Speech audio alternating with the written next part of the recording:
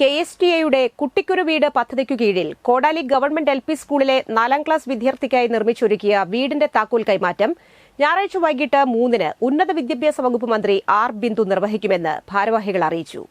KK Ramachandran MLA അധ്യക്ഷനാകും. വാർത്താസമ്മേളനത്തിൽ സംഘാടക സമിതി ചെയർമാനും മറ്റത്തൂർ ഗ്രാമപഞ്ചായത്ത് പ്രസിഡന്റുമായ അശ്വതി വിബി, KSTA സംസ്ഥാന സമിതി അംഗം PCCG, ജില്ലാ സമിതി അംഗം CG മുരളീധരൻ, PS പ്രശാന്ത് എന്നിവർ പങ്കെടുത്തു.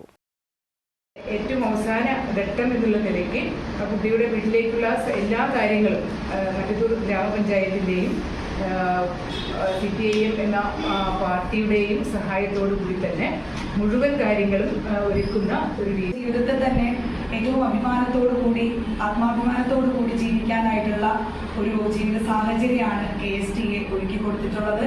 KSTAയുടെ ഈ ഉദ്യമത്തിന് ഏറ്റവും നന്ദി ഗ്രാമപഞ്ചായത്തിന്റെ പേരിൽ കൂടി നേരുകയാണ്.